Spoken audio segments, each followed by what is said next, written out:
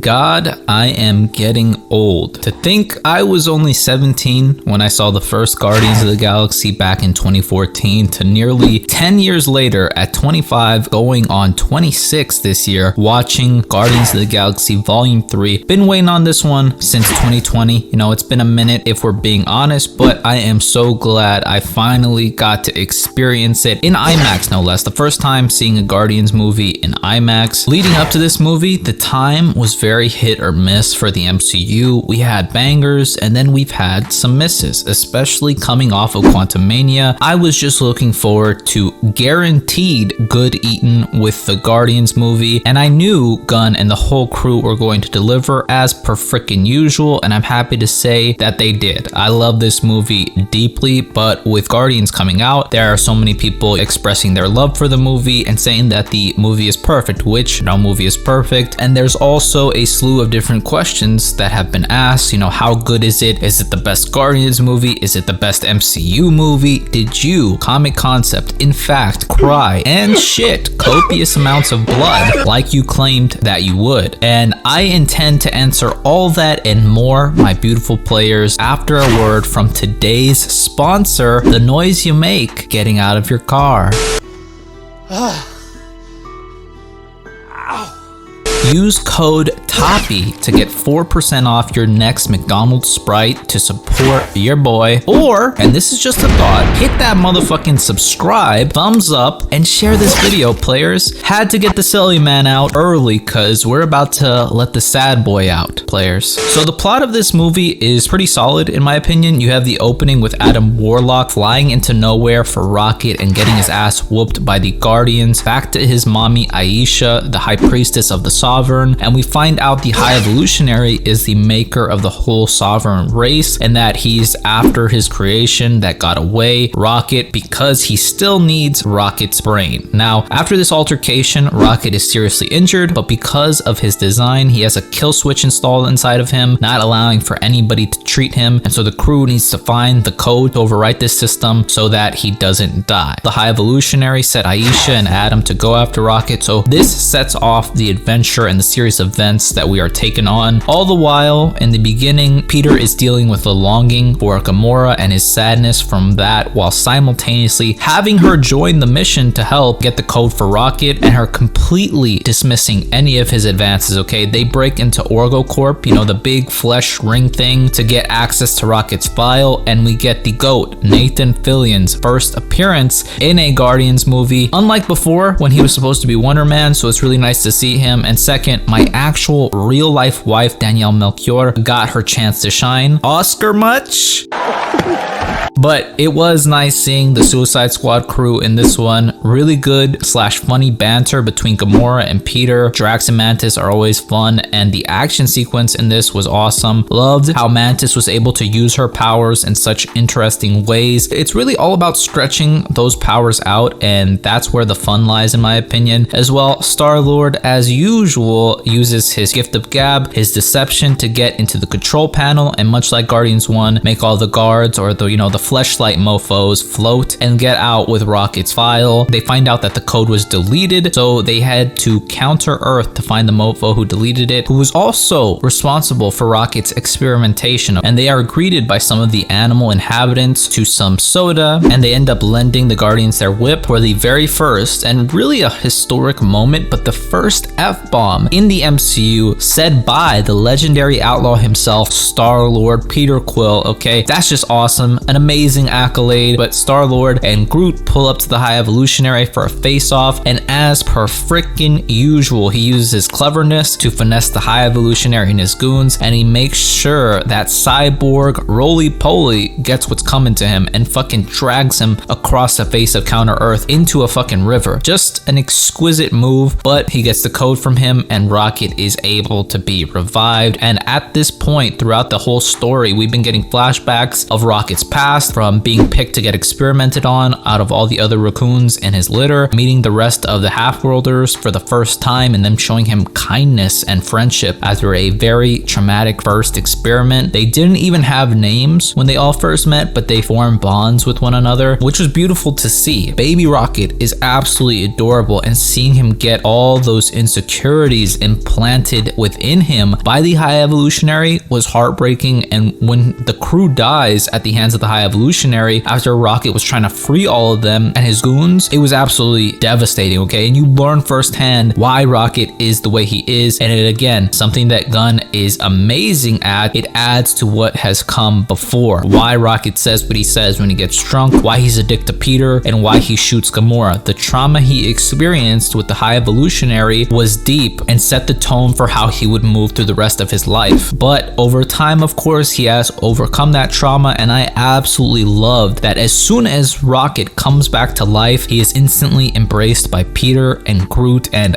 Groot secures that shit in. I fucking love that. That juxtaposed to the first movie, especially Volume 2, is just so fucking beautiful and just such another example of just great character development. I also just really love how Peter is constantly referring to Rocket as his best friend. Like, I wish we would have got more time with them after this, knowing this, but it was just so sweet to hear. Nebula shedding tears, almost breaking down, and Mantis making sure to let Rocket know, hey, we love you very much. That shit is just so fucking beautiful, dude. And then we get a battle between the Guardians plus Nowhere versus the High Evolutionary and his arc, and there's a hallway fight in this that is one shot, and yes, it does in fact outdo Daredevil. Now, this is not to shit on Daredevil, only as a reference to how good it is, okay? Daredevil is still awesome. You don't have to shit on it, just acknowledge that certain things are better than others. It is what it is. They're able to successfully get everyone off the ship, including dozens of children that the High Evolutionary was experimenting on to try and make things perfect. But Rocket was the only thing he ever made that knew true invention. He was always been so smart, and so when he thinks he has Rocket cornered, he starts throwing him around and berating him. Rocket finally accepts himself as the one and only Rocket Raccoon, which is just such a good payoff, and blasts his ass, and the whole Guardians team basically jumps him and removes his mask to reveal the disfigured face left from Rocket's escape, which I absolutely love. It's like symbolic of showing your true face, something like that. I just really enjoyed that. They end up saving all the people and all the animals, and of course, in typical fashion, Peter Quill drops his MP3 and cannot leave without it, and has a plan, rather clever again, to make it back to Nowhere, but it doesn't go through. And guys, I was shitting blood at the edge of my seat here. I was like, there's no fucking way this is how he dies. And then sure enough, Mr. Warlock came through to save him. All the Guardians survive, but decide to take breaks from being Guardians. You know, Pete ends up going back to Earth to see his grandpa. Mantis seems like she's gonna do her own thing with the obelisks, and I absolutely love Drax just becoming everybody's dad. That's literally so perfect for him, and I love Nebula's line about him not being born to be a destroyer but a dad, okay? It's just so fucking good. And then Nebula will be hanging back to lead Nowhere, with Rocket becoming the new leader of the Guardians, Groot finally saying real words, or at least so I thought, but it's just us, the audience, finally understanding him. That's why no one else reacted. Gunn confirmed that. And then we get our payoffs of Nebula smiling and dancing, Drax dancing, Pete being content with Gamora not being with him anymore, being kind of a different person and going back to Earth. And the last shot with Rocket is just beautiful, okay? Just such amazing character development. We get our new lineup of the Guardians for the mid-credits scene with Phyla-Vell, Adam Warlock, Kraglin, Cosmo, Rocket, and Alpha Groot looking very badass. But I do gotta admit, I need Adam Warlock in some more comic accurate drip. And last but certainly not least, we get confirmation that my boy, the spectacular, the legendary outlaw himself, will return, which my boy Pratt, he cannot lose, okay? Can I get a wahoo? But guys, it's time for questions to be answered. So first, and maybe most important, did I cry? Well, players, the answer would be no. Yeah, I came very close to it in the theater, but I held my shit together. Now, upon rewatch though, I maybe did, tear up a little bit, shed some blood, but the movie was still incredibly emotional on both viewings. I think some people were crying in my theater. How good was the movie? I would say it might be as good as the first one, but the first one is still my favorite, and I think it might actually be a little bit better. I think Chukuri Iwuji is one of the best villains that we've ever seen, and his performance elevates the whole movie. Chukuri Iwuji is fucking amazing, like so good. He has this line where he says, "There is no God, that's why I had to step in." That guy deserves so much more work, okay? He was amazing as Myrn and Peacemaker. I hope he's in more stuff, or if he just goes back to the DCU as a different character, that would be awesome. He's definitely a better villain than Ronan, and I'd say Ego, but Guardians 1 just made me feel so emotional, but good.